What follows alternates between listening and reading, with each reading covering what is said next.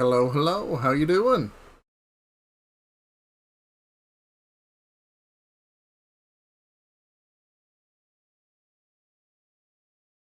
Good.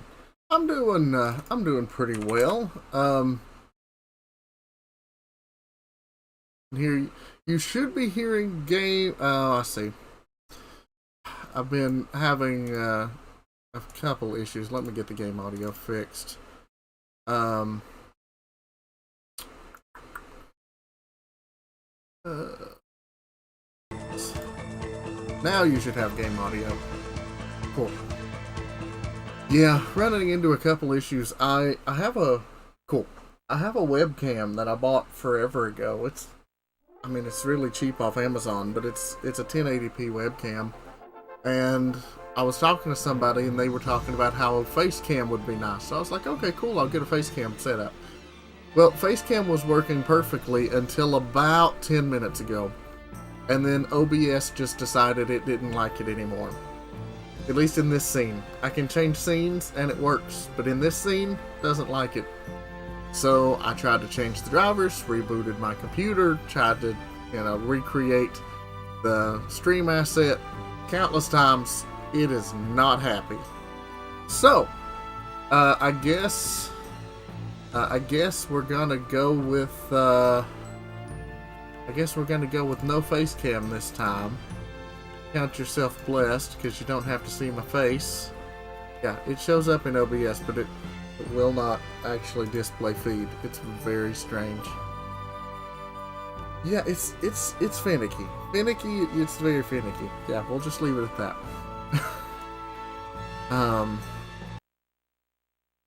Cause yeah, I've got it. I mean, you have a point there, I guess. Statistically average. That's a good description right there. Trying to see if I could tweak, any of these settings real quick to get it to do something. But no, negatory. All right, fine. Cool. So I don't know. I was planning on streaming until at least 10 Eastern, maybe even closer to 11, depending on how the game goes. I know that this game can be beaten in about an hour and a half. Let us, if you probably only do like one path. So what I may do is just make this a shooter stream.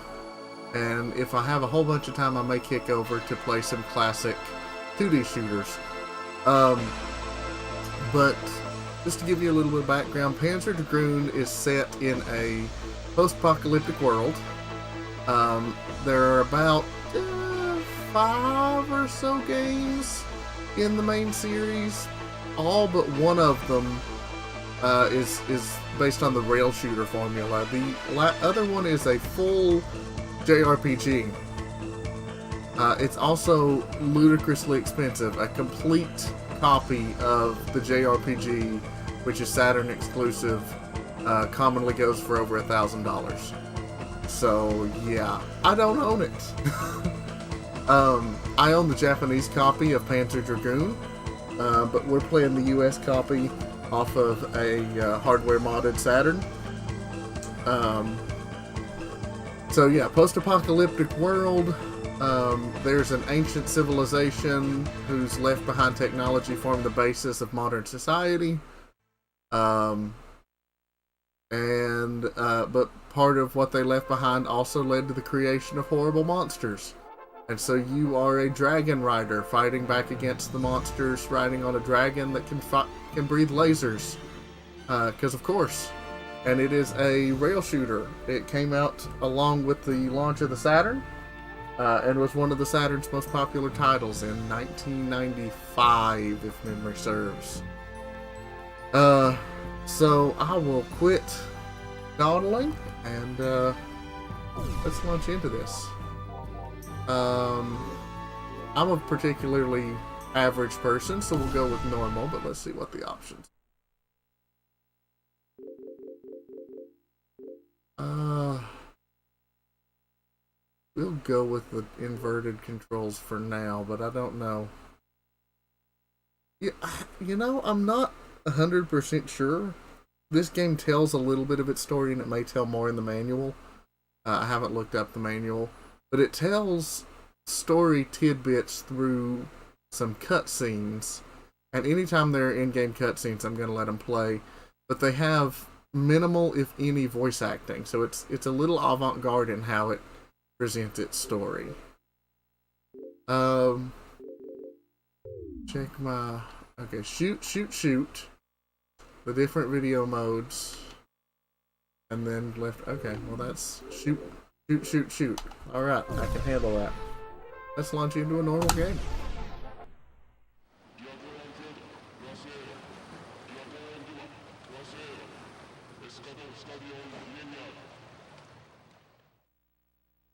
Let me know if you need the audio bumped up.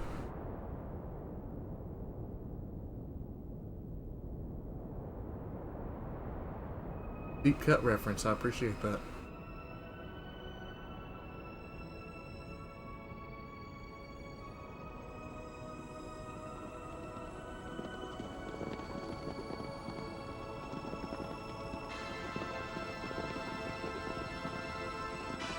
It is very memorable, and there's a pretty obscure sequel, and there was a GBA version. I don't know anything about the GBA version.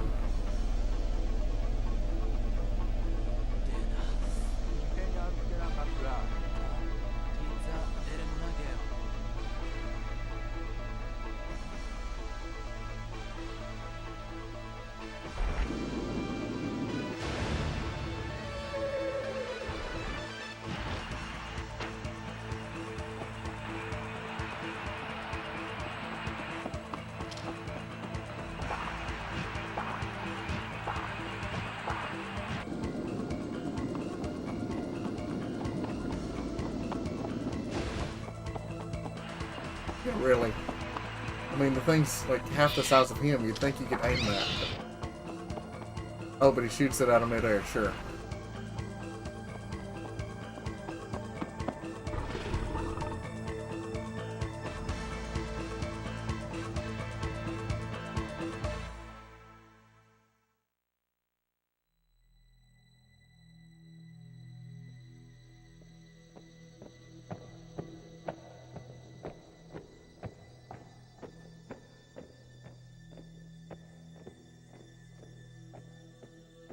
Yeah, and the fact that this is running on the Sega Saturn, of all things. I mean, obviously it's not in-engine cutscenes, but the renders are pretty good for the time period and the hardware.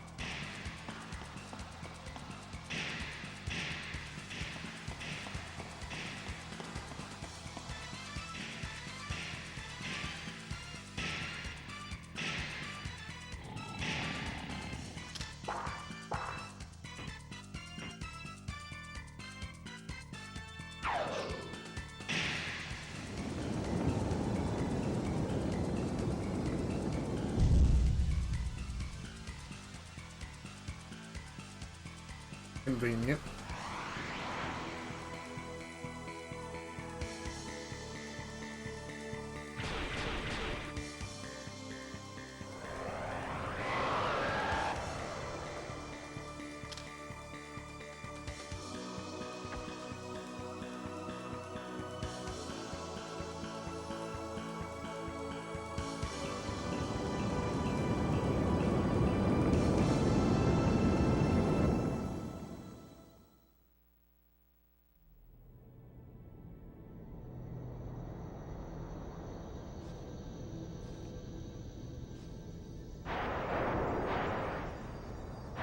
Yes, it is. But I have a soft spot for it.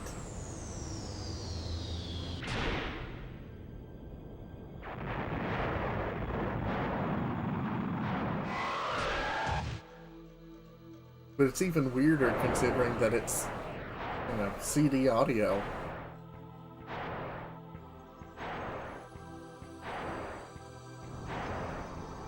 I'm not entirely sure, but as far as I know, it primarily uses PCM Red Book audio.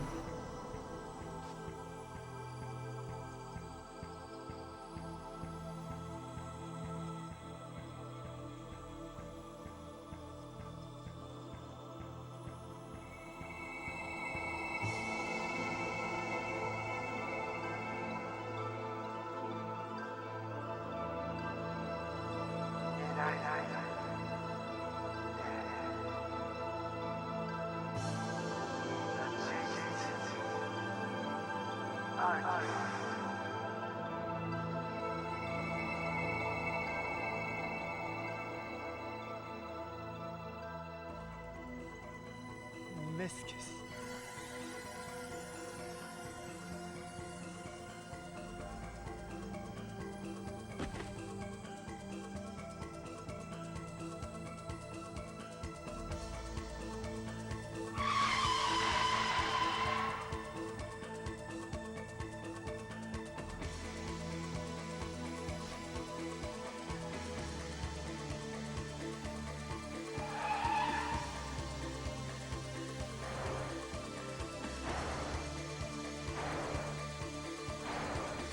Oh, cool.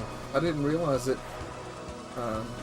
did FM synth, or that if that would be used a whole lot. This may be FM synth that we're hearing then.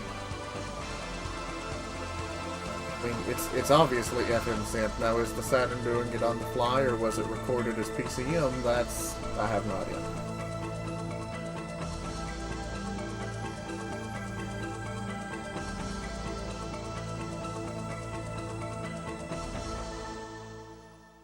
So the dragon rider who was fighting against the evil dragon just died, which is why the dragon cried in agony, and then passed the baton to you with your machine gun thingy. But the dragon also... okay. My controller went to sleep for a second, and that was not a good thing. Okay. So you can hold shoot to lock on.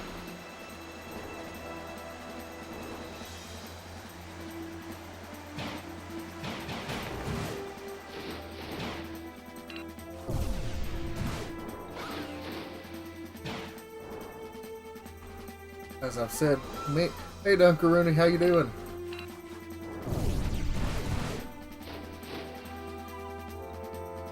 I mean, it was crying out in agony because its loyal rider died. Okay? I mean, come on. Cut it some slack.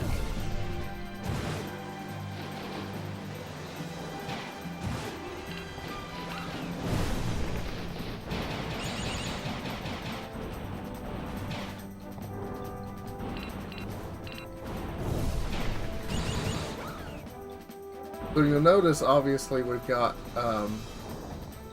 radar up at the top, but you can also do this number.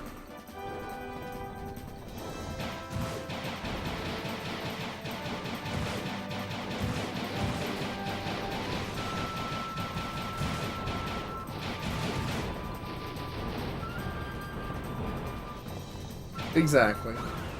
So you may not be aware, but this game actually got an HD remake on the Switch and a few other platforms. And they did change the screechy sound.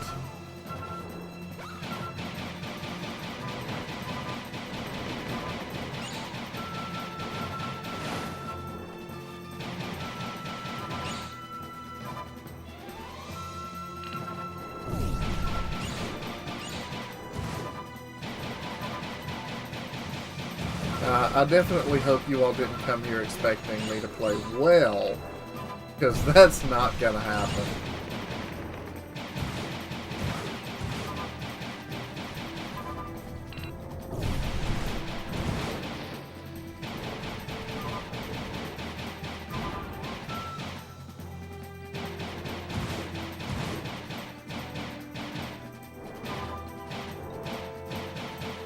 Good tip. But see, the other thing is if you fly under the arches, and Slippy needs to be rescued, and nobody wants that.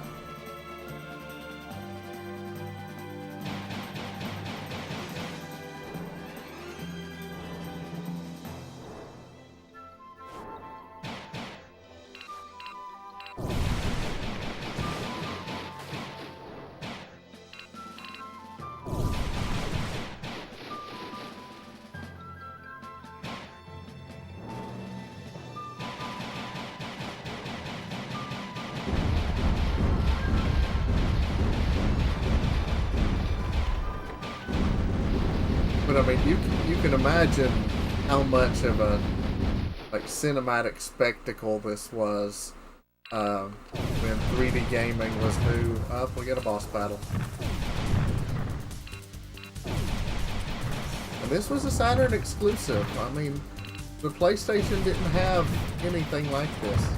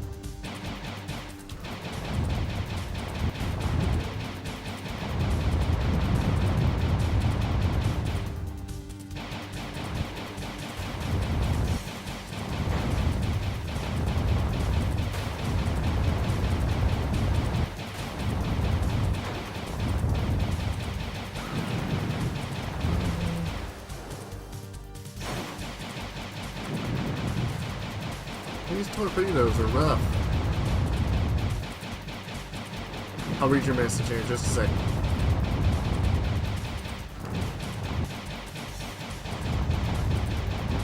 Currently trying to save civilization as we know it.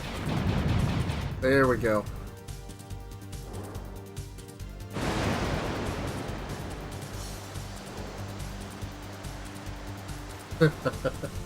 Of course, right? Episode 1 completed. Okay. I'm not going for 100%. It's okay.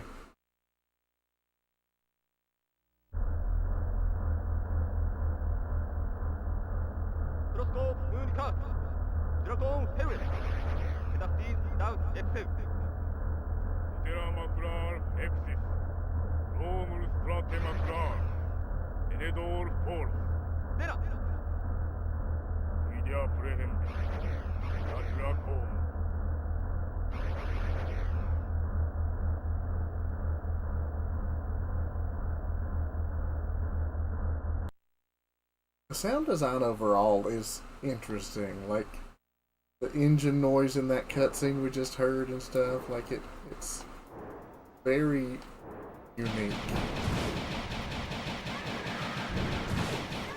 You know, giant sandworms. That's fine.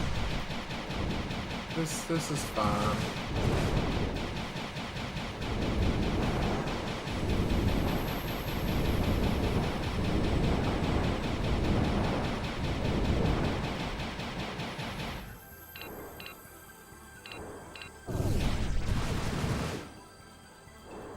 The lock-on system makes me think of a 2D shooter on the Saturn. It's called Layer Section in Japan. I forget the name of it in the US release. Solar Striker, maybe? But like the targeting reticle and everything is really similar. Good, really good 2D shooter. If you're a fan of such things.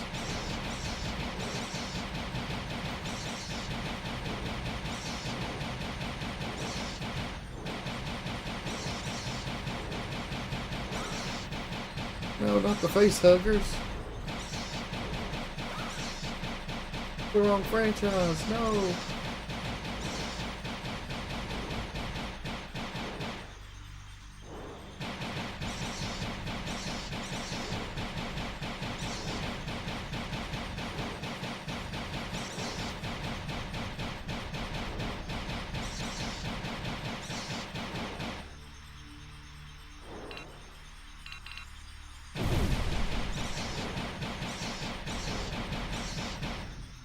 So yeah, the controls for this game, you'll be interested to know, are shoot, shoot, and shoot.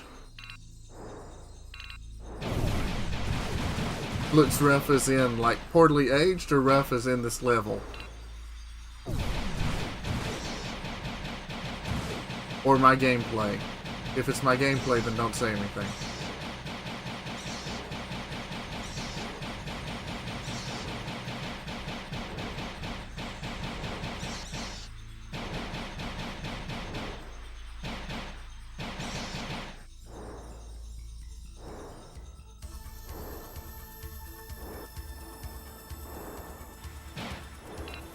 Yeah, I mean, I can't fully deny that. When you're, I'm sure it's actually not that difficult to play, surprisingly. I'm sure it's much harder to watch, but it presents its visual information pretty well when you're engaged in playing it. Okay, giant worm. This is, I don't like you. I have a feeling that you don't like me.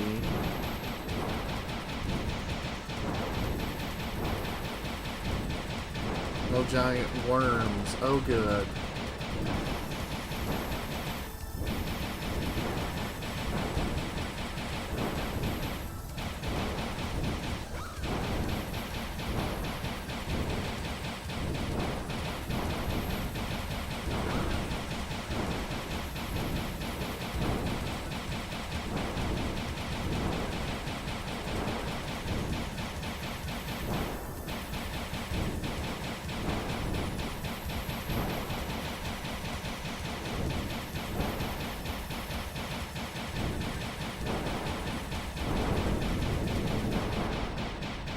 It really is a really cool effect. Oh no.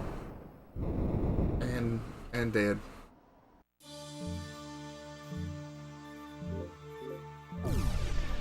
Alright, last continue. Yikes.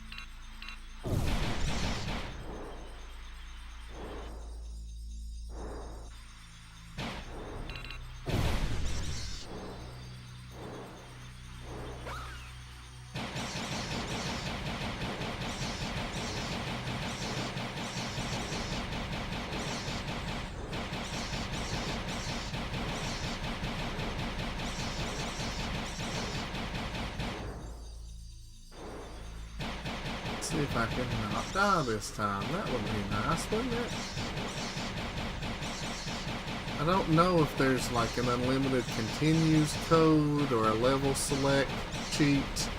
I probably should have looked that up. if somebody's on a computer and is bored and wants to look up cheat codes, by all means, because I am not above being a dirty, filthy, rotten cheater.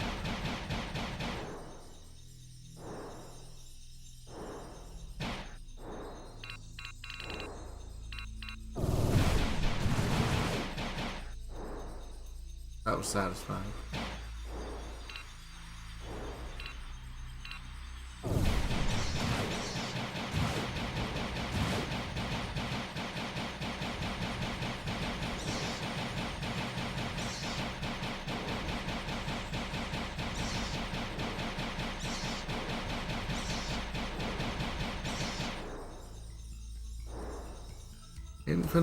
Okay, press start on the title screen. Okay. Well, we'll keep that in our back pocket.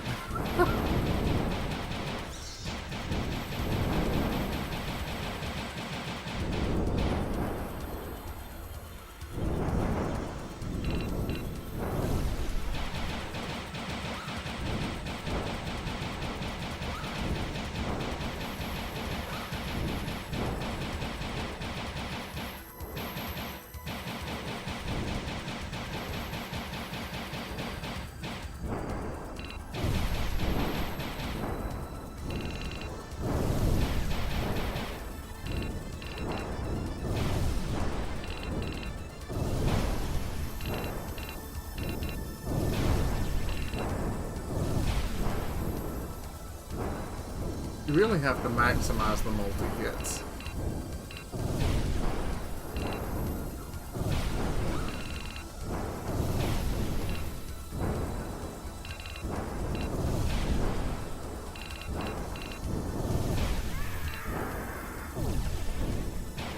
Hey, we got one of them.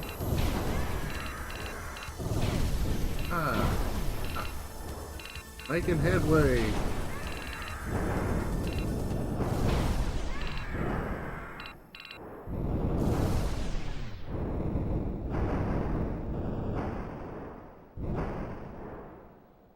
Yeah.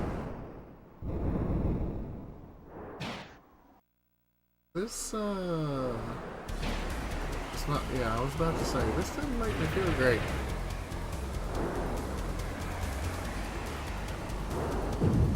Okay.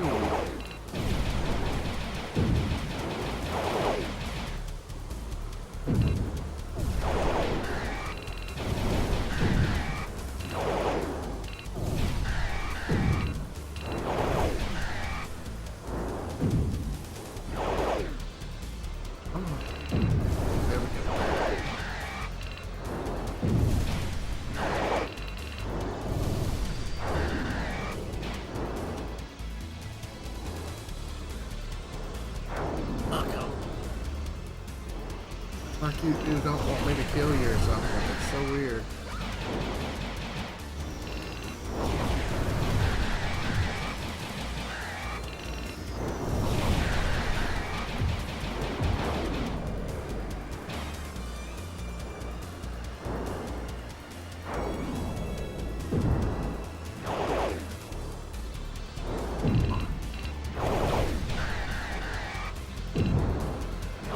Let me keep attacking.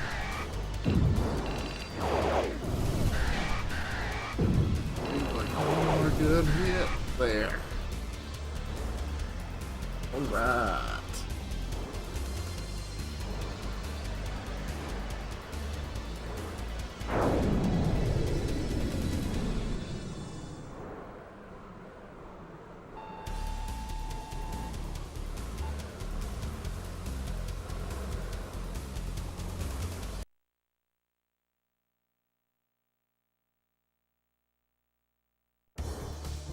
Episode 3, The Dragon Menace.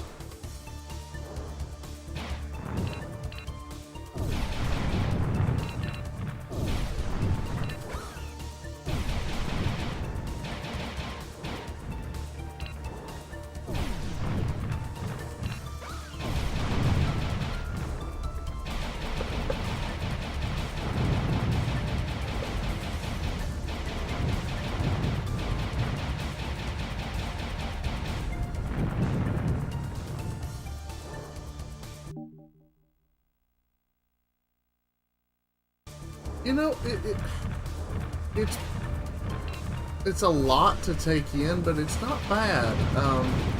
Because where everything is pretty well organized in waves, it's not as overwhelming as you might think.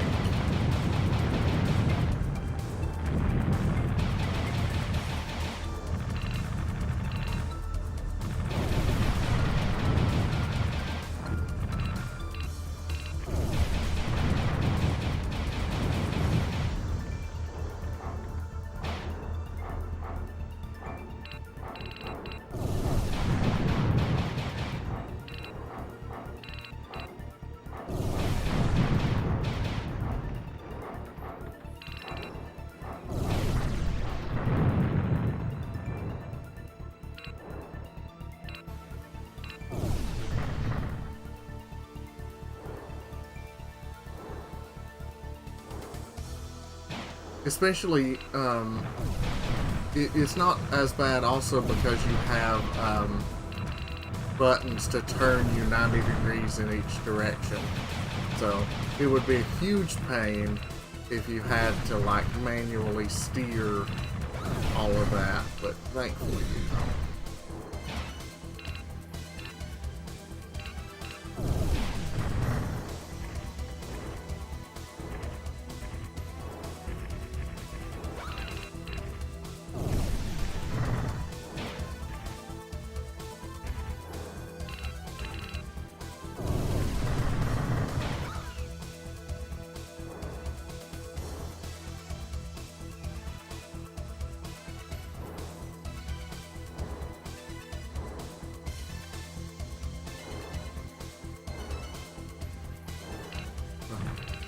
Lots of bogeys.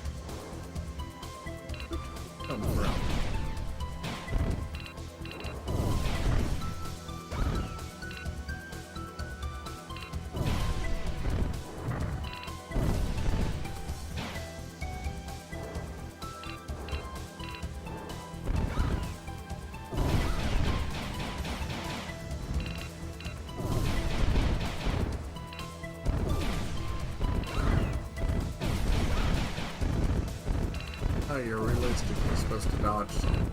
Yes.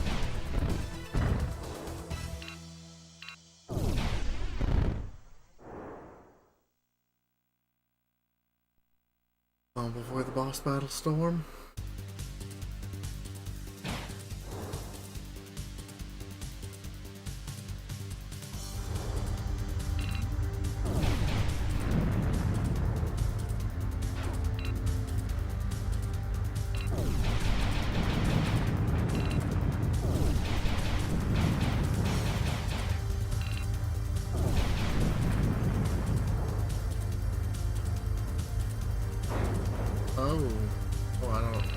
I don't like this.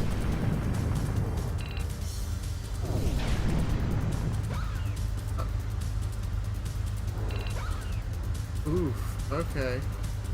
Yikes. Over. Rank Seeker. Okay.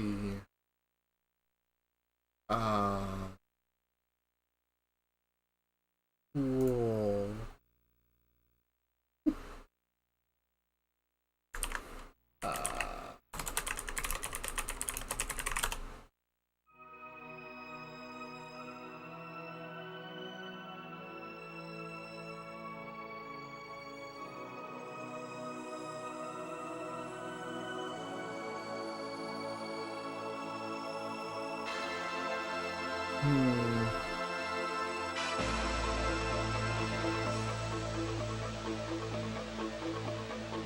Well, oh, cool. There we go. Let's see if I can do.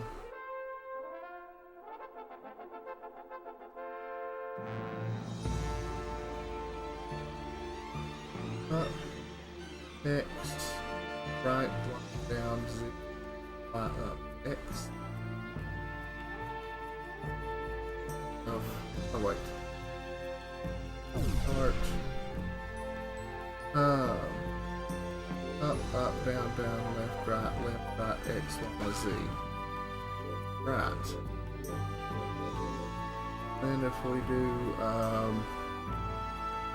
up, X, right, Y, down, Z, left, Y, up, X.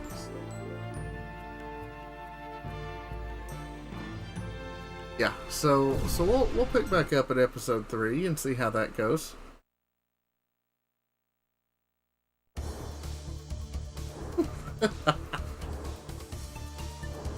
Excuse me. I don't think it let me put in the level select and the infinite continues, but I mean that's kind of the same thing.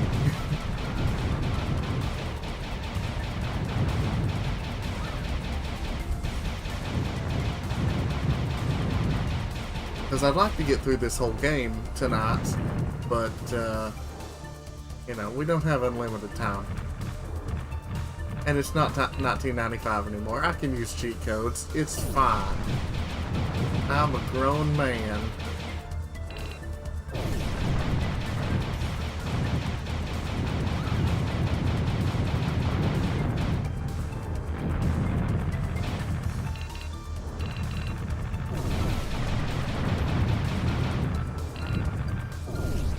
One thing I love is that if you have like a bigger target, you can multi-lock on it. It's really satisfying.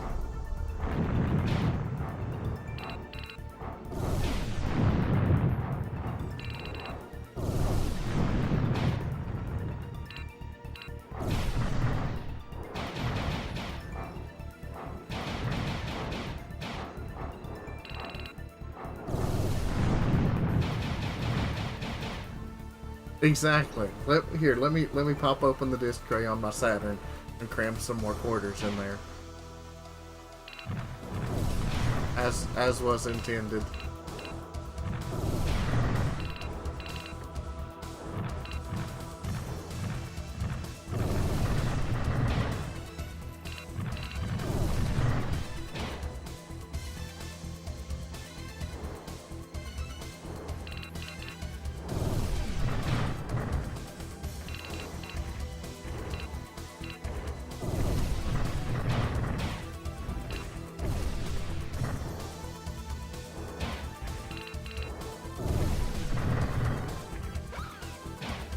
That's awesome. I would love to have a proper server rack. I've got a rented VPS and an old converted workstation. Mostly just because I don't have anything that needs that kind of heavy lifting. And space. Space is a big part of that.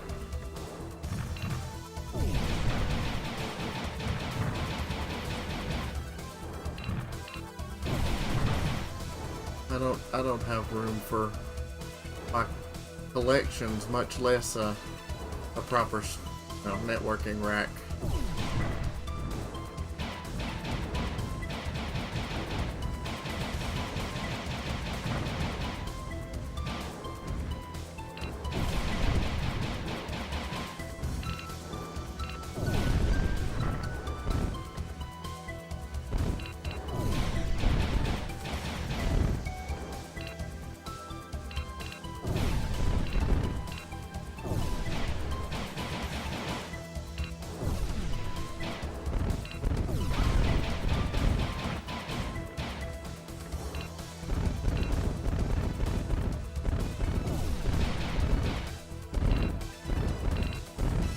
I wouldn't mind having, you know, that kind of dedicated hardware.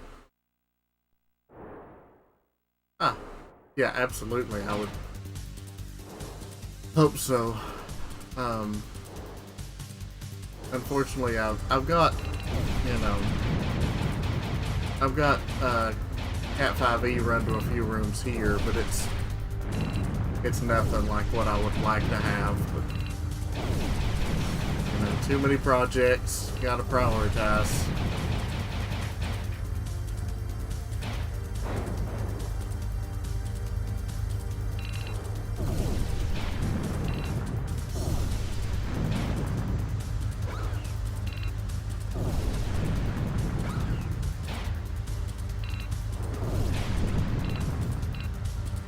This is a really interesting boss fight because you got to go through the. Yeah, really. You got to go through the propellers. It's kind of neat. Oh man, and now it transforms again? Okay.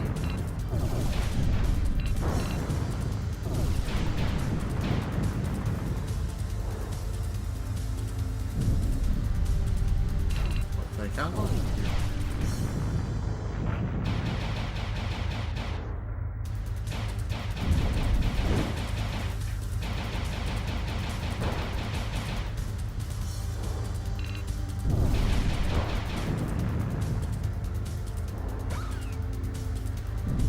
Ooh, nice.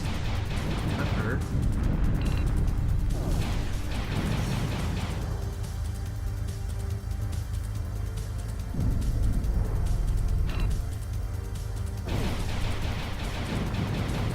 Of course, I'm also the only person in the house who works in tech. So if I was like, we need to wire Cat 6 to the entire house, people would be like, why?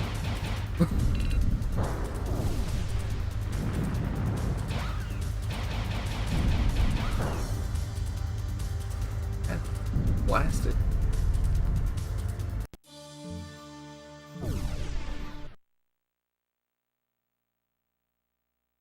I'll give this one more go, and then if I lose this continue, I'll skip to 4.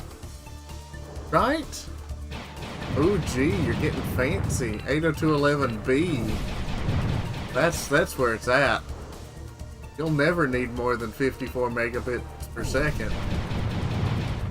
Actually, no, G was 54. I forget what the transfer rate limit for B was.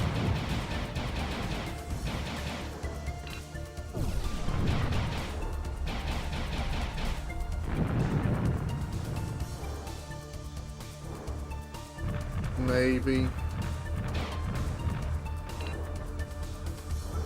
Meanwhile, Dunkarooni's the artsy top, and we're just talking gibberish.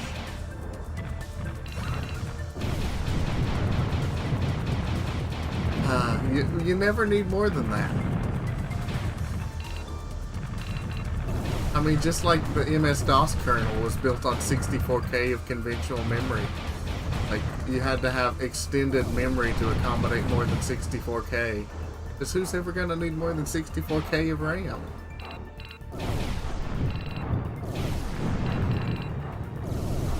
Give me my Intel 8088 and my, bump that thing up with an 8087 coprocessor and you're cooking with gas.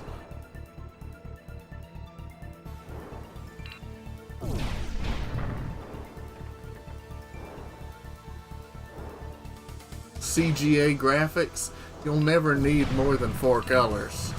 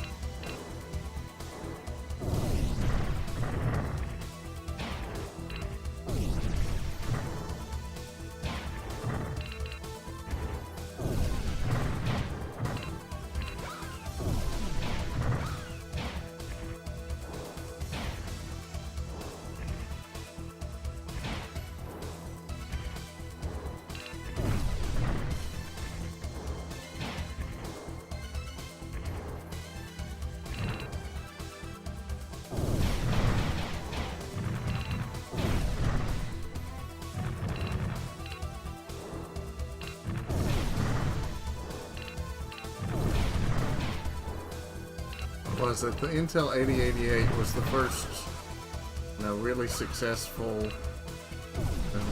Intel, PC processor, and it was 4.7 megahertz, I want to think. So, you know, speed.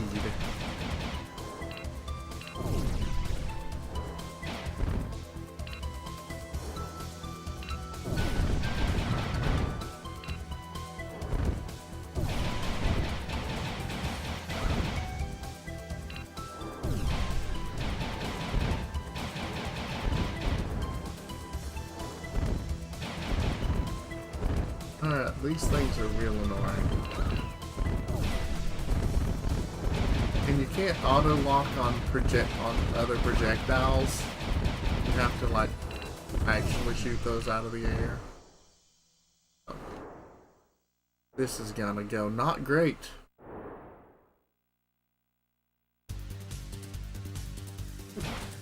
Yeah. Would not be my would not be what I would go with. When it comes to server administration, I'm old school.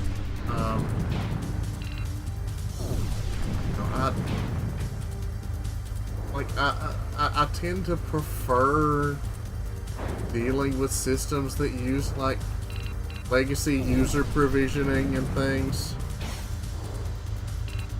and as opposed to like containerized environments. Like I know containers are the way of the future, but I don't like dealing with Docker. It annoys me. And don't even get me started on canonical snap. Oh, what a garbage heap that is.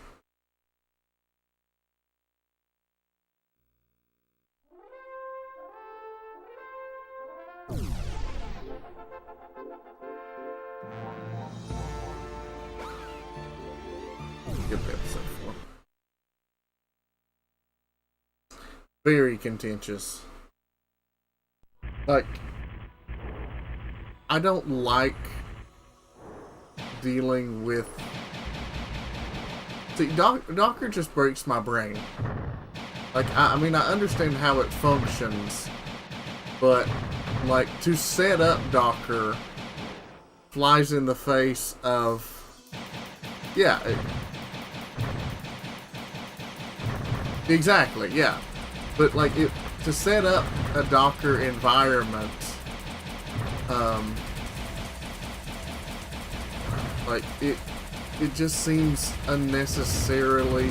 One, I don't necessarily like giving, you know, any sort of daemonized application that kind of access. But the other thing is, like, if I want to run a Docker image, like where is the line between, you know, a Docker or a container host and a hypervisor? Like I get you're not doing like traditional resource allocations, like you would with a virtualized hypervisor, but I kind of like that compartmentalization, especially if you've got a hypervisor that can handle like resource pools. I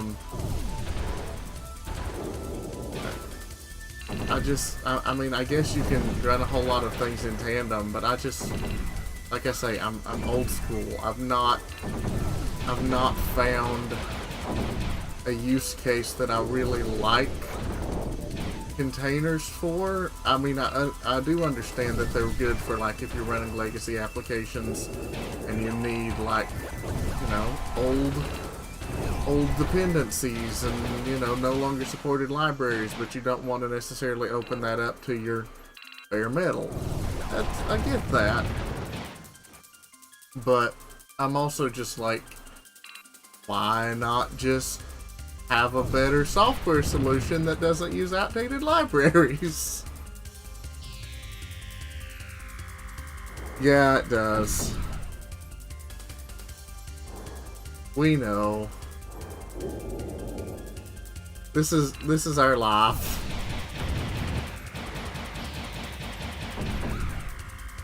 So yeah, I need to find a new, like a new server OS though. is now that Canonical's cramming snaps down everybody's throat and CentOS is all but dead, I'm gonna have to, like, I want to continue using, dang it, this is rough. Like, I want to continue using, like, a Debian-based,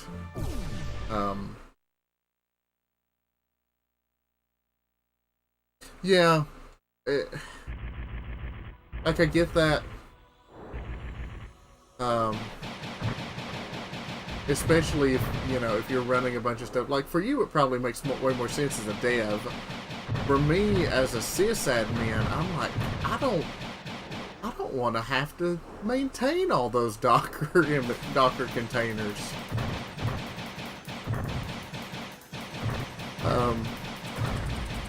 But then again, I've also worked in, you know, all the places that I've worked professionally have not adopted containers either.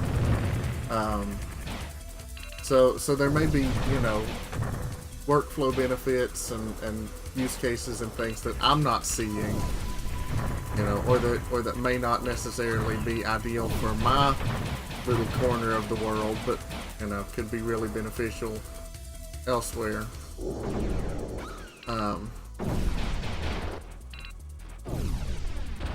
But yeah, I'm old. I'm like, give me my traditional, you know, provisioning and versioning, and that's what I cut my teeth on. And it's especially tricky for, I'm especially crotchety because I have zero formal training. Like, I'm entirely self-taught as a sysadmin. So, you know, it's hard for me to break some old habits.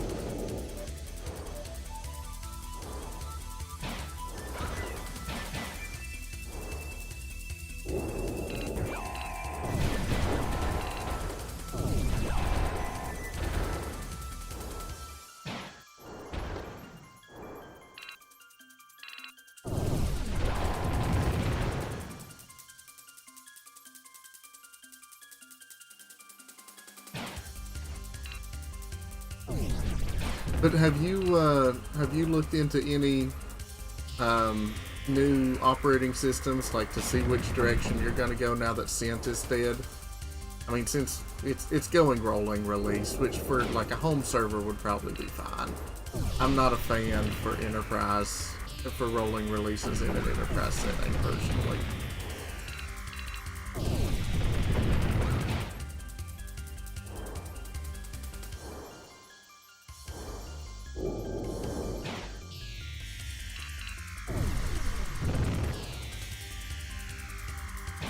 Same, yeah.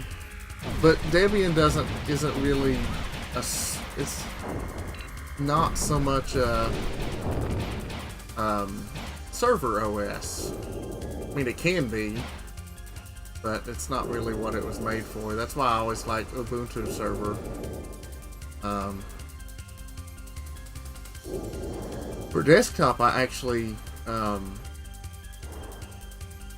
I tend to run Ubuntu on on things, but I actually really like Linux Mint, especially now that they've come out and said that they're not going to support Canonical's push for snaps. It makes my old crotchety man heart happy. But agreed. Like, I prefer apt as my package manager and Debian as my backend, or my, you know, family. I'm just gonna have to do some research. But I feel like things are gonna shake up a lot now that Red Hat has changed the licensing model for Cent so drastically.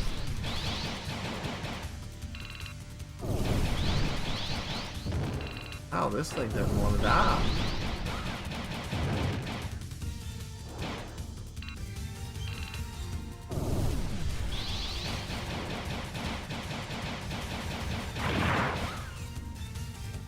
But it wants me to. Cool. Sure. Alright, so what do you all think? I've been streaming for right at an hour. Um,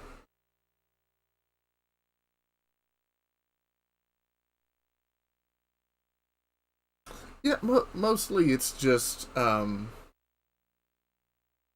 of the pre-configuration. Like, it's nothing too crazy. But it's really nice if you're lazy. Um, Especially now that Ubuntu, like, desktop is coming with more and more bloat. And, not loving the, I forget what it is, but the system that handles, network connections, IPing, and that sort of thing. It's a little weird. So what do you all think? Do you want to see some of the levels with the level select code? Do you want me to switch games, or are you tired of listening to my voice and you want me to just call it a night? I'd like your all's input or favor.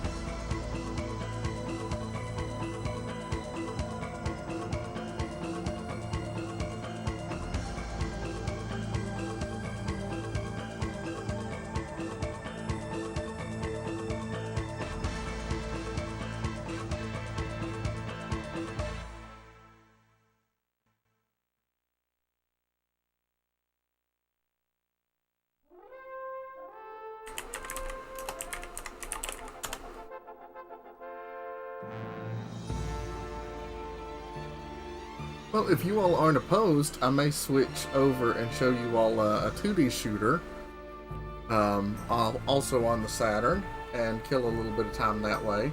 I'm probably even worse at that, but, you know, you all can watch me suffer.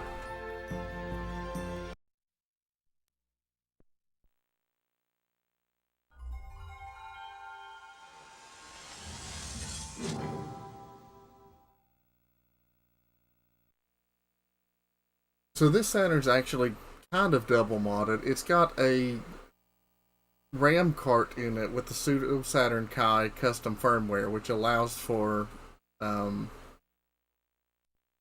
it allows you to read like backup discs and things. But that's kind of moot now that it has the Fenrir ODE installed, because it has built-in region bypassing. But it does still give me a RAM boost. It's kind of like the expansion pack in the N64.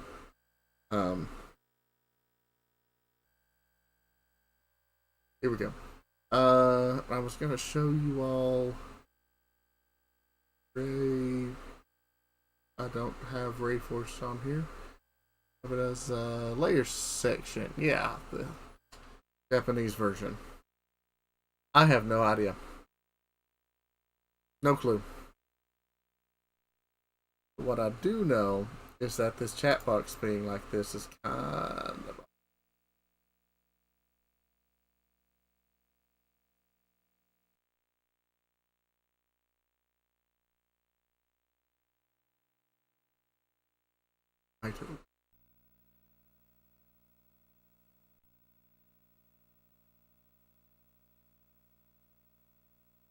Oh, okay. Yeah, that sounds familiar now that you say that. Normal game mode, Sega Saturn.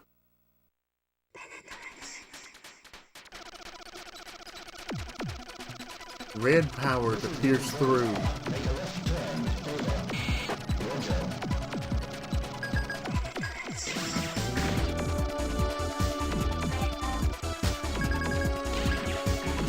See, this one's really cool because it's a 2D shooter, but you have two planes of play and can lock onto things underneath with your reticle.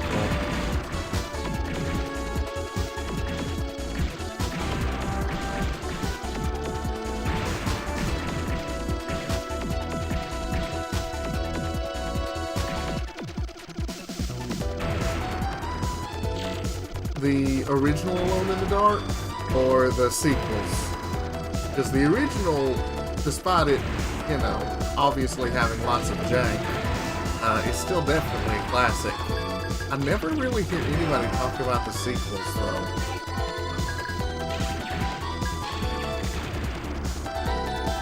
I do know that most of the sequels deviated pretty far, though, so.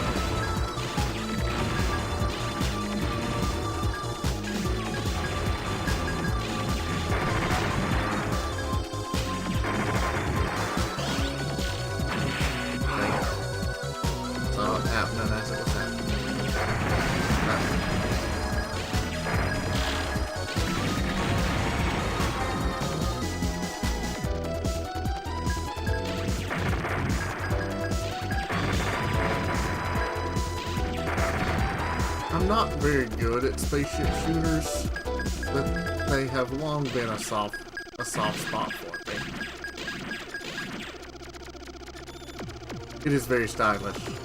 I remember, so some of the Sega games back in the day were ported to PC, and I remember. I don't know where my parents have been, but I remember them bringing me this game on CD for PC. I'm sure they'd either found it at like a thrift store or at a department store bargain bin or something. But I was engaged. And then in years past, I came to find out that it was a Saturn game. Yeah.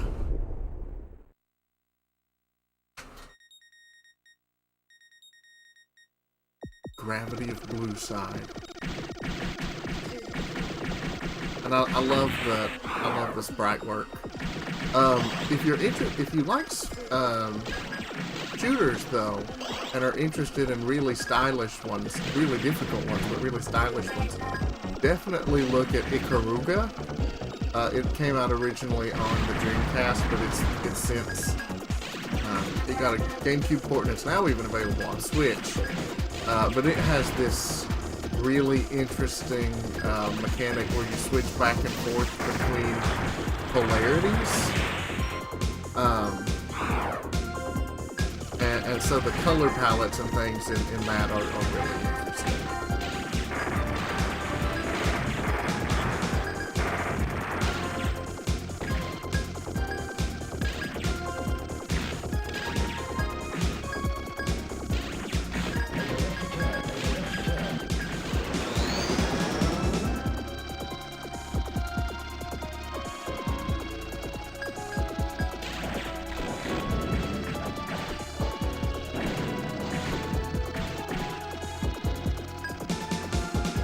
I do really like how, like, if you destroy things in the background, they never make it to the foreground and stuff. Like, it really is a game that rewards exceptional play.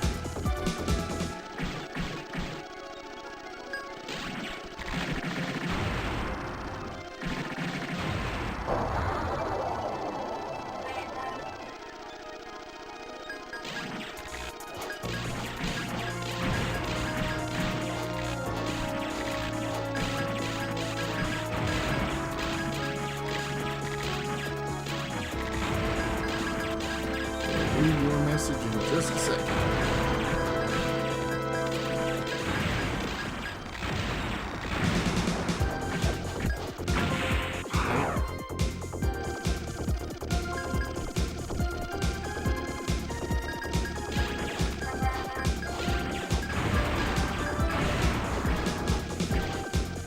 Hey Shayoff, how you doing? I'm blowing stuff up.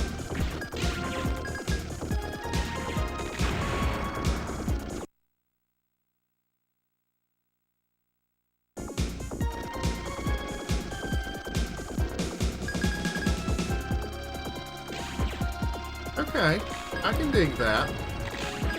I mean, the whole reason my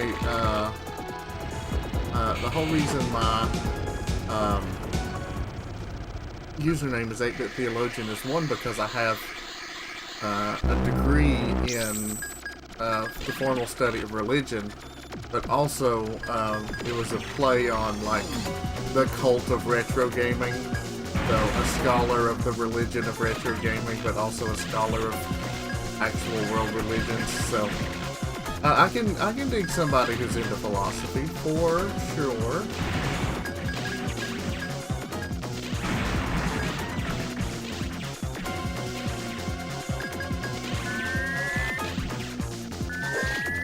Currently trying not to die. I will read more in just a second.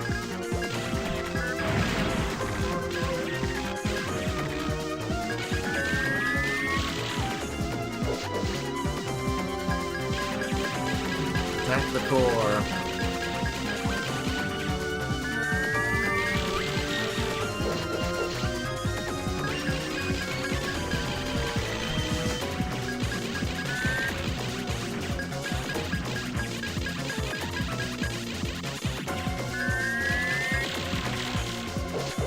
Don't kill me.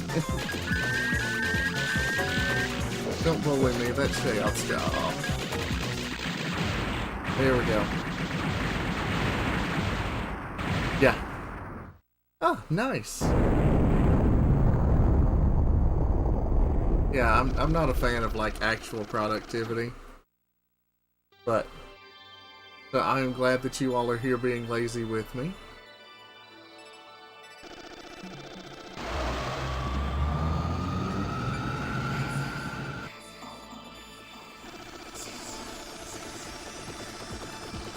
Like I say, this game is available. It has a PC port from the 90s or early 2000s. I don't know if it's available for sale in any storefronts, but you could probably find it on an abandonware website or something.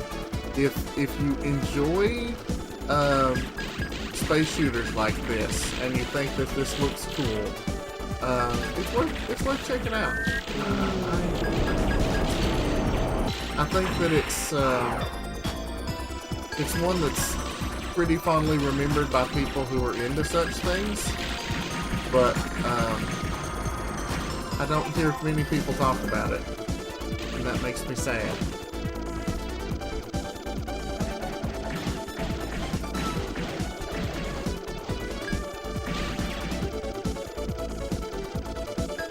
And especially since it supports simultaneous two-player co-op. Bread muffins. I don't remember how many continues I get. I'll probably play until I run out of continues. That was my second one. I assume I probably have 3.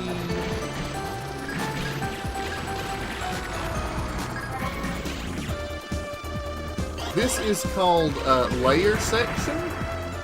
This is the Japanese version. It was called Ray Storm when released in the US. And it's on the Sega Saturn.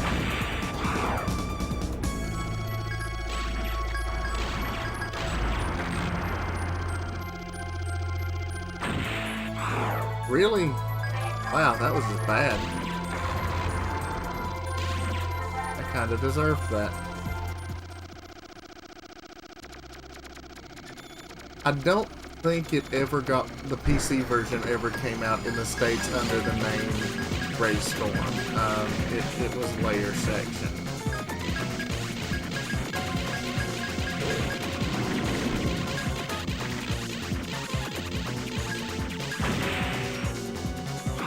But I am not doing great here on level 3.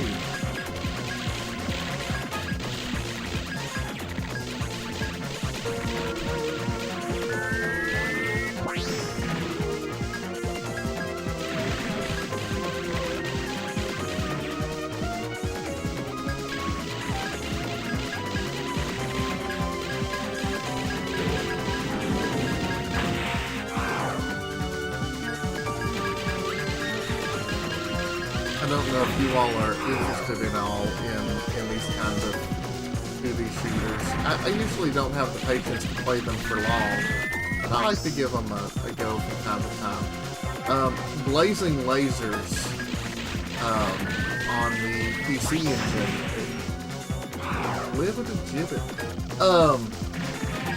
Is also a really phenomenal one. Space Mega Force, also known as Super Elest on the Super Nintendo.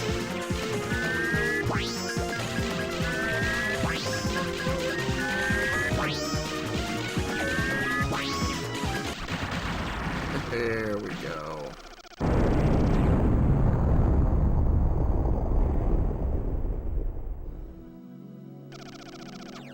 The Fissure of Consciousness. I mean, I gotta give them credit for cool level names, if nothing else.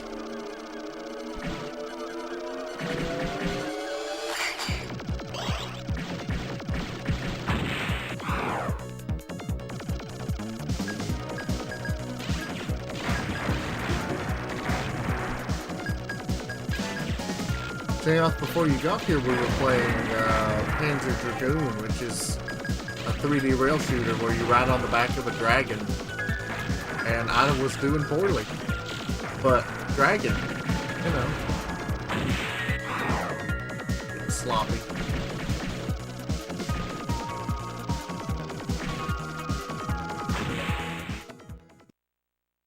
There it goes.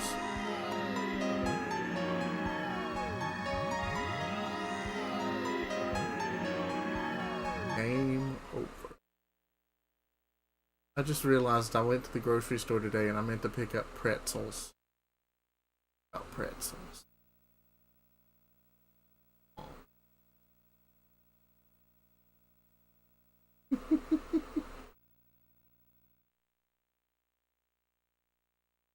I mean, where I live, that actually means something a little more innocent-ish.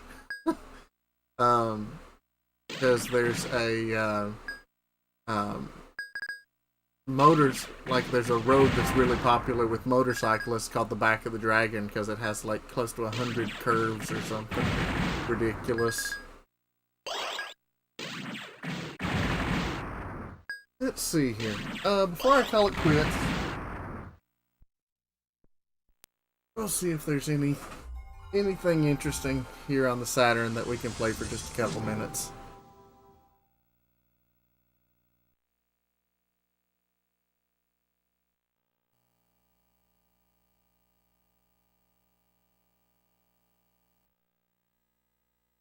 The Saturn it deserves way more love than it got. Let's see here. Well, yeah, we've got some of the arcade. Are those?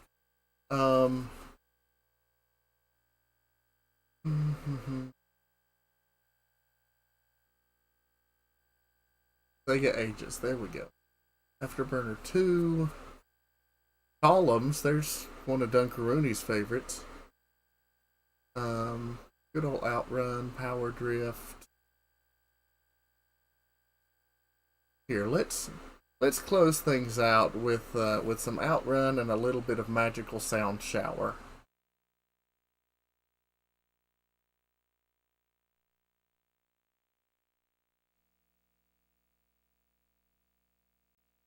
Also, for those of you who weren't aware, I'm going to try to start making Mondays at 9 a regular thing, because Monday nights are pretty consistently free for me. Weekends, usually through the week is not great. Friday, Saturday, Sunday, I'll have potential, but I really don't know. I really don't know what goes on Friday, Saturday, Sunday until like it gets here. So pop-up streams may still be a thing, but I'm gonna try to make Mondays at 9 like something you can count on. I want to go easy because I'm gonna go automatic because I just don't want to use my brain right now. But Magical Sound Shower, of course.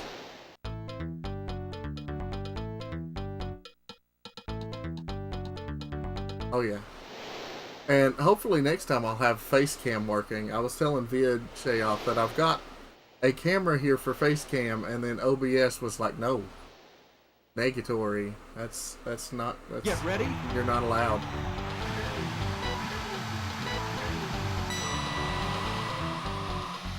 Oh yeah, why did I set gearing into manual? It's just high and low in Outrun. Oh well, whatever.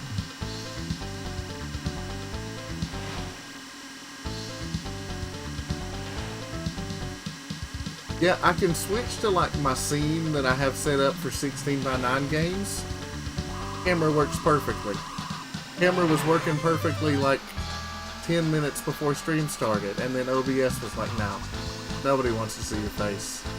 I was like, you know what, OBS, you're probably right, but I don't like admitting it.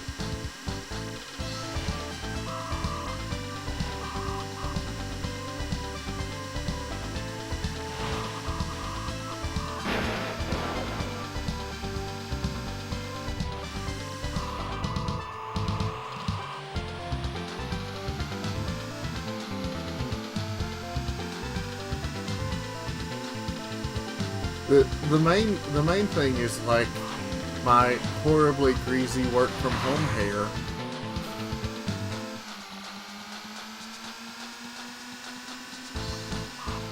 Because I have long, thick, very curly hair, and it just looks like a disaster when it's greasy.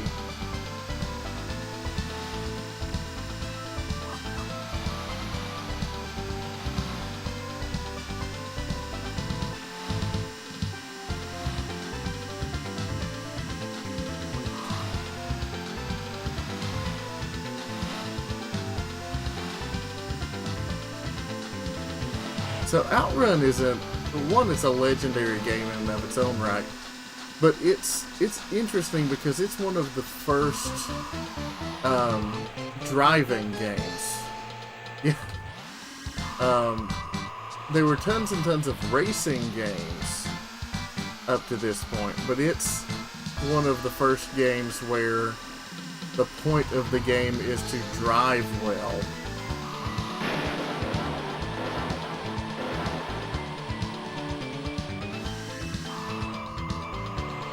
Yeah, that's even more effort. So nah, dude. Womp womp. I'm gonna do one more because that was kind of fun.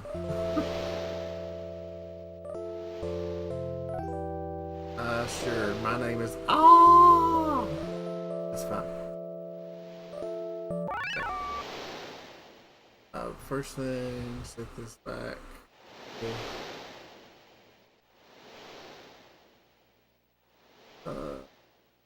Here, we'll be passing. Get ready.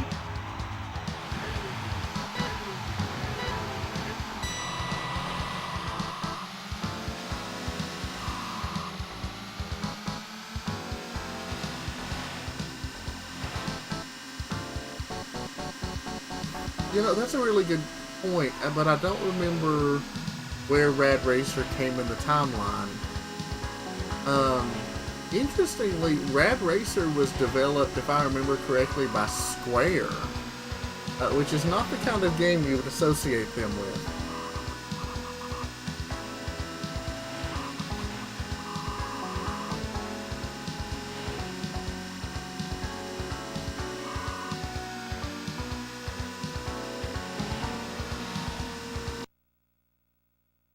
Okay, yeah.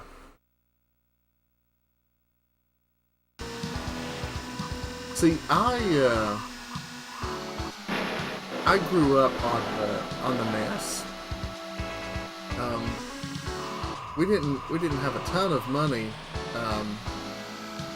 growing up for, you know, new consoles and things. My parents got me a SNES for Christmas one year after it was already like when it had been clearanced out because the N64 had been out. But I never got a whole lot of mileage out of it because by that point, you know, finding games for it was more challenging because it was no longer the new hotness. But Dad had bought an NES the year he and Mom got married, And I cut my gaming teeth on that with the Mario Brothers, namely 1 and 3, and then several. There was an indoor flea market down the street that had used games, a pretty nice used game booth, and I would go down there and buy like cheap NES games. That is actually still the NES that I have. So if you ever see me stream NES games, it is on the NES that Dad bought the year he and Mom got married back in 1989. And it's still trucking. Thing works like a champ. I think I got to the exact same spot. I never said I was good at Outrun, okay?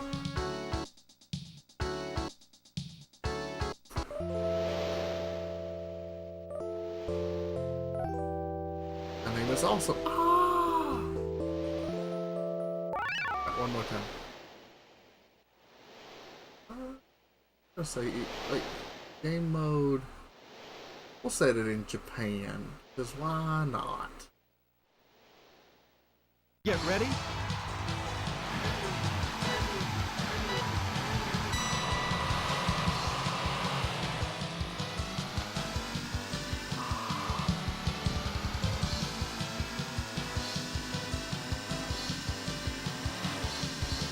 So Outrun actually got a really phenomenal, if way more absurd sequel, Outrun 2, on the PlayStation 2, Xbox, blah. But then shortly thereafter, Outrun Coast to Coast, Outrun 2006 Coast to Coast came out, and included all of the content from Outrun 2, plus, like, double that. So if you enjoy, you know, arcadey, ridiculous driving games with, like, you know, power drifts and, you know, physics that make sense within the game universe but aren't based in reality at all, absolutely check out Outrun 2006.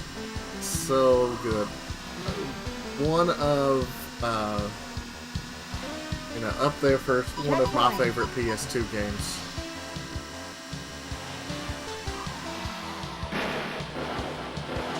This is fun.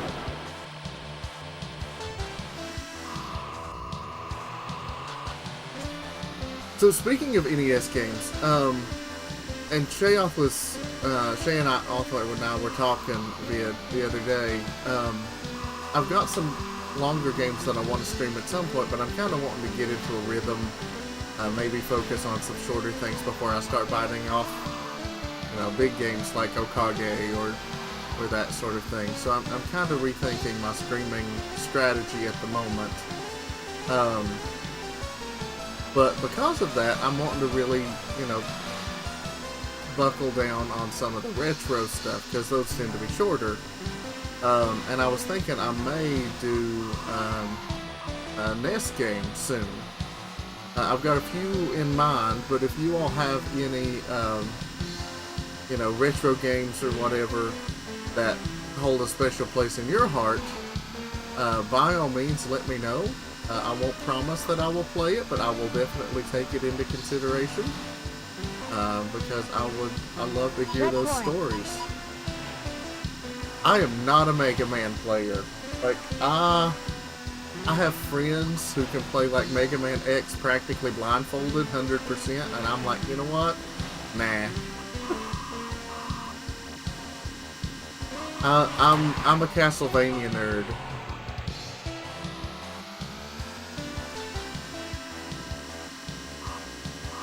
Huh, Mendel Palace. I don't know that one.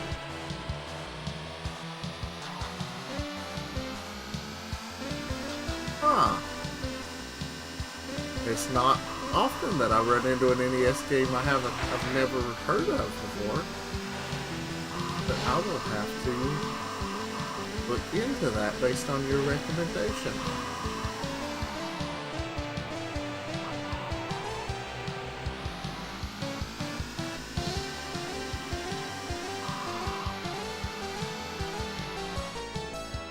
Womp womp. Mendel, is it like one of the rare and expensive NES games? Probably.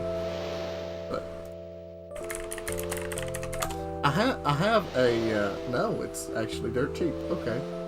I have a flash cart, but I still love collecting for the NES. Let's see if there's any good here. I have a good way to do this.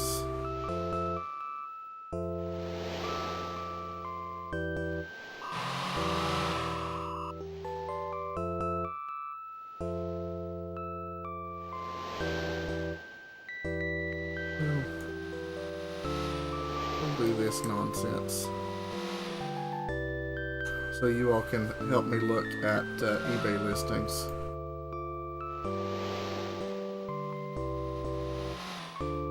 No. I mean... oh, sure.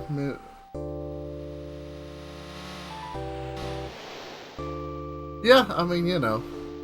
Practically the same thing, really. There's a couple here. They're pretty reasonable. I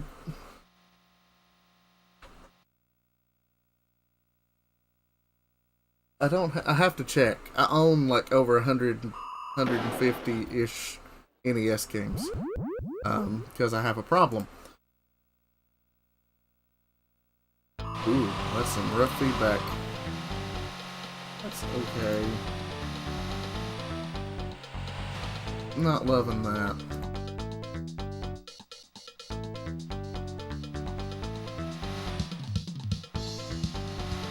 That's alright.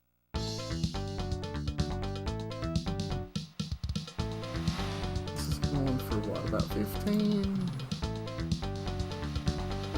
Pretty decent shape. Huh. What's sad is I could probably, like, drive there. I know, it'd be more than $5, but, you know. Cool. Are you familiar with, like, Kickle Cubicle?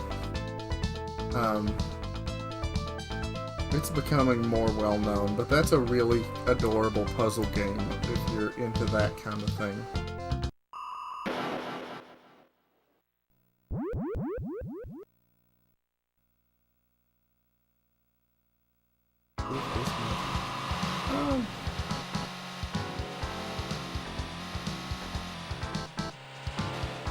Always,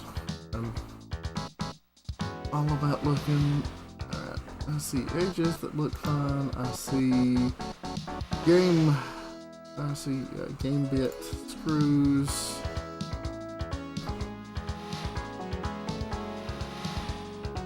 Not super worried about that.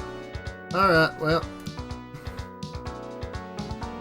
I'll hide my what little bit of payment information. Oh yeah, it does show my full address, so that's probably wise that I hid that. Okay. Alright, well, I am buying a copy of that game upon your recommendation.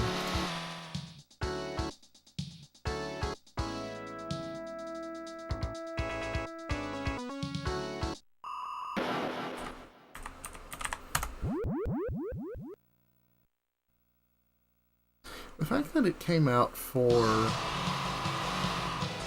or that Hudson developed it, makes me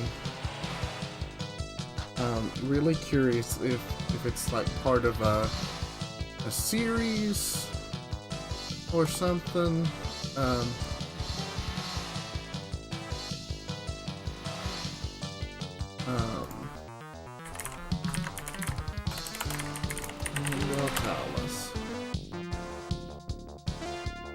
Developed by Game Freak.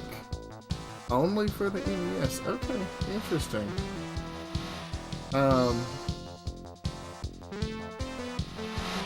Because around that time, Hudson was also really pushing their PC engine / TurboGrafx, which is doing super well in Japan. Well, only NES, so that's cool. Alright. Well, I appreciate the recommendation. Like I say, I may or may not play it on stream, but I'm glad to have it in my collection now. Thanks everybody for tuning in. Like I said, we'll be doing this every Monday night that I possibly can, and I will try to give some advance notice if it looks like there will be other streams. This week, almost certainly not. I'm actually going to be out of town this weekend, so I'll probably see you hanging around in other people's chats, but I probably won't stream again until next Monday. So I hope to see you then. Everybody have a good evening.